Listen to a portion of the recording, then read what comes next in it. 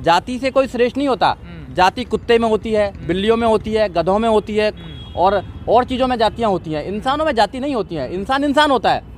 इंसान तो ये जातियाँ तो इंसानों ने बनाई हैं। अब जो इंसानों ने जाति बनाई है उसको जाति से फ़ायदा है। जिसको जाति से फ़ायदा है वो जाति को ख़त्म नहीं करना चाहता है, वो जाति के नाम पर हराम का खाना चाहता है। और जिन लोगों को जाति से प्रॉब्लम है वो जाति को ख़त्म करना चाहते हैं। तो आप देखना पड़ेगा कि ये लोग कौन शोर मचा रहे हैं। तो जिनको जाति से फ़ायदा है, तो संविधान में कोई जाति नहीं है, संविधान में एक अलग से व्यवस्था दे दी है। तो ये देश संविधान से चलता है, किसी ग्रंथ या किसी और चीज़ से नहीं चलता है। तो आपको देखना पड़ेगा, अब 2023 में हम जी रहे हैं। हम वो उस जमाने में नहीं जी रहे हैं जब आप कुछ भी लिखते थे। आप लोग अब डिमांड कर रहे हैं कि जहाँ वो ढोल पशु शूद्र लिखा हुआ है वहाँ पर ब्राह्मण लिख लो। नहीं, देखो जो कर रहे हो कर रहेंगे, हम तो, मेरी ऐसी कोई इच्छा नहीं है। देखो कोई भी प्रकार का अत्याचार है वो खत्म होना चाहिए। पहली बात तो बीइंग अ लॉयर मैं ये कह सकता हूँ कि देश कानून से चलना चाहिए। यहाँ कानून का राज होना चाहिए। यहाँ जो फादर ऑफ कॉन्स्टिट्यूशन है या जो जिन्होंने देश को आज़ाद कराया वो देश में कानून का राज चाहते थे। वो ऐसे लोगों का राज नहीं चाहते थे कि यहाँ जो जिसकी लाठी उसकी भैंस हो जाएगी। फिर कैसे कोर्ट कचहरी होंगे, फिर जज क्यों बैठा रखे हैं, फिर ये पुलिस की व्यवस्था क्यों कर रखी है, फिर तो जिसकी ताकत हो वो ये सारा कुछ करेगा। अब सवाल ऐसा नहीं होगा। देखो सवाल खड़े हो रहे हैं ना, आप लोग कह रहे ग्रंथ उनका, लिखने वाले वो, अब पढ़ हम रहे हैं तो दिक्कत हो रही है। देखो आर्टिकल 13 पढ़ना पड़ेगा आपको। आर्टिकल 13 ये कहता है कि कोई भी संविधान से पहले की चीज जो फंडामेंटल राइट्स को वॉल्यूशन करता है वो सब खत्म कर दी गई है। और या बाद में भी कोई अगर बनाता है, अगर कोई गवर्नमेंट कानून बनाती है जो फंडामेंटल राइट्स का वॉल्यूशन करती है, उसको भी खत्म कर दिया जाएगा। तो फंडामेंटल राइट्स लोगों के पास में है, लोगों के पास अधिकार हैं। अब इन ग्रंथों का कोई औचित्य नहीं है, कोई रिलेवेंसी नहीं है जब से संविधान आया है। और संविधान से देश चलता है, संविधान से सब कुछ प्रक्रिया देश में चलती है। कोई मतलब नहीं है तो फिर इतना मीडिया क्यों बौखला रहा है सर? अगर मीडिया मतलब तो देखो कुछ लोग, तमाम संत करोड़ों का इनाम रख रहे हैं, शिक्षा मंत्री कुछ लोग निठल्ले लोग जाति को सर्वश्रेष्ठ बनाकर वो जाति के नाम पर हमेशा से सर्वश्रेष्ठ बनना चाहते हैं। मेरा सवाल ये है कि इंसान जाति से बड़ा नहीं होता है, इंसान अपने ज्ञान से बड़ा होता है, अपनी ईमानदारी से बड़ा होता है, इंसानियत से बड़ा होता है। कोई हिंदू बनाना चाहता है, कोई मुसलमान बनाना चाहता है, कोई कुछ बनाना चाहता है, इंसान कोई नहीं बनाना चाहता। अपने बच्चों को इंसान बनाओ, जिसके अंदर इंसानियत नहीं है वो कैसे आगे बढ़ पाएगा? तो सबसे पहले इंसानियत बनाने की कोई क्लास नहीं होती है। तो मैं सबसे बड़ा ये हूँ, मैं सबसे बड़ा हूँ। आप लोगों का ये षड्यंत्र जानबूझकर आप करते हैं। पिछली अभी 1 महीना पहले विकास दिव्य कीर्ति जो है IAS जो कोचिंग सेंटर चलाते हैं, उन्होंने भी एक रामायण को लेकर उन्होंने भी भगवान राम पर और सीता पर सवाल खड़े कर दिए थे, कुत्ते से तुलना कर दी थी उन्होंने। देखिए विकास जो कीर्ति हैं वो जाने, वो जो कहते हैं वो अपना कहते हैं। पर मेरा कहना ये है कि अब देश संविधान से चलता है और संविधान से ऊपर कोई ग्रंथ नहीं है। संविधान सबसे बड़ी किताब है देश के अंदर। तो देश संविधान से चलेगा या ग्रंथों से चलेगा बताइए? संविधान भी तो कहता है ना सबकी भावनाओं का, सबकी आस्था का। हाँ, मगर भावनाएं, जिनकी भावना है वो करते रहे भावना। अगर तुम्हारी भावनाएं हर चीज में है तो उस भावनाओं का हम पर ठेकेदार नहीं लिया।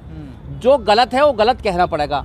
अगर किसी शास्त्र में गलत लिखा हुआ है तो वो मानना चाहिए कि हाँ हमारे पूर्वजों की गलती है। अगर तुलसीदास ने गलत लिखा है, जातिवादी था तुलसीदास, तो बोलना चाहिए कि हाँ जातिवाद था, महिलाओं के विरोधी था, दलितों के विरोधी था, ये बोलना चाहिए लोगों को।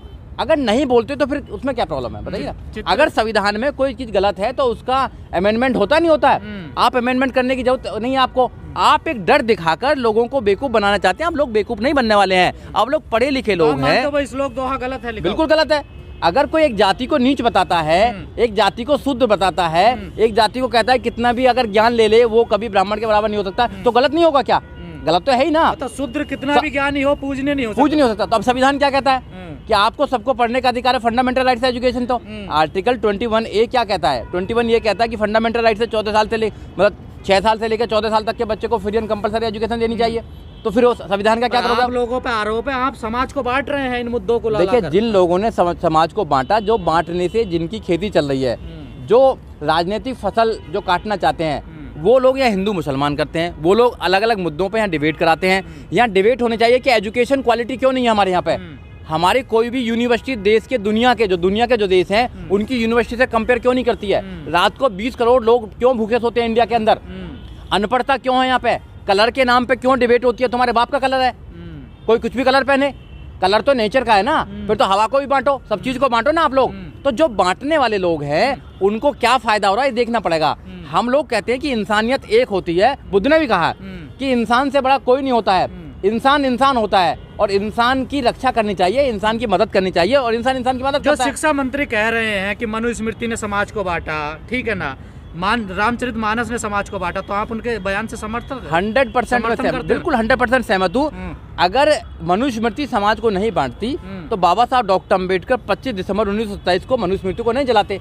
इनके बाप पे भी कुछ नहीं हुआ, जलाया ना बाबा साहब डॉक्टर अम्बेडकर ने। और आज मनुस्मृति चलता है, संविधान से चलता है। और आज संविधान किसका चलता है? आज संविधान देश का चलता है और संविधान के माध्यम से सब प्रधानमंत्री भी चलता है, मुख्यमंत्री भी चलते हैं, चीफ जस्टिस भी चलता है, पुलिस भी चलती है, सब लोग चलते हैं। तो जो गलत है वो जलाया ना, तो जिसमें गलत है मानना चाहिए। एक्चुअली में इन्होंने गलती बहुत करी है, मगर ये अपने पूर्वजों की गलती को छुपाना चाहते हैं, ये एक्सेप्ट नहीं करना चाहते, क्योंकि जिगरा नहीं है ना। फिर झूठ पे जो देश पे जो इनका महल बना हुआ है वो उठा जाएगा। अब लोग पढ़ रहे हैं तो शिक्षा मंत्री इस्तीफा नहीं देंगे जो मांग हो रही है इस्तीफे की? क्यों इस्तीफा देंगे? ये कौन होते हैं इस्तीफा देने वाले लोग? क्यों दें? इस्तीफा नहीं देना चाहिए। ऐसे शिक्षा मंत्री होने चाहिए जो सही शिक्षा लोगों को दे। ऐसे तो शिक्षा मंत्री होने चाहिए, या ऐसे शिक्षा मंत्री होने चाहिए कि भैया जो बच्चों के आत्महत्या कराएगी बच्चों पे, ऐसे नहीं होने चाहिए ना। तो एजुकेशन सबके लिए जानी चाहिए, चाहे वो गरीब है, अमीर है, छोटा है, बड़ा है, किसी भी प्रदेश में रहता है, एजुकेशन सबको मिलनी चाहिए, रोजगार सबको मिलना चाहिए, मान सम्मान डिग्निटी के साथ सबकी लाइफ जीनी चाहिए, ये संविधान कहता है।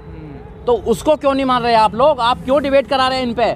क्यों रामायण पे डिबेट करा रहे हैं? क्यों रामचरितमानस पे डिबेट करा रहे हैं? क्यों और धर्मों पे डिबेट करा रहे हैं? धर्म से देश नहीं चलता है, देश संविधान से चलता है। बार बार बोल रहा हूं। सारे पत्रकार परेशान हैं, आप कह रहे हैं ये कोई मुद्दा नहीं है। अब जैसे मेरे जैसे आदमी है ना, मैं तो ना धर्म को मानता ना भगवान को मानता, मैं तो नास्तिक हूँ। फिर मेरे जैसे लोग नहीं रहेंगे क्या देश में? मेरे जैसे लोगों के लिए भी तो संविधान है ना।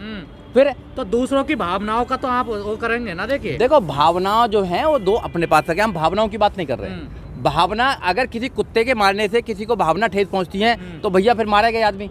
अगर बिल्ली के मारने से किसी को भावना, चूहे की अगर कोई सवारी करता तो मैं क्या कर सकता हूँ भावना में? अगर कोई आदमी झूठ फैलाएगा, जानबूझकर आप किसी की भावना को ठेस पहुंचाओ तो अंधविश्वास अगर कोई फैलाएगा तो अंधविश्वास का जवाब दिया जाएगा, क्योंकि फंडामेंटल ड्यूटी है प्रत्येक नागरिक की।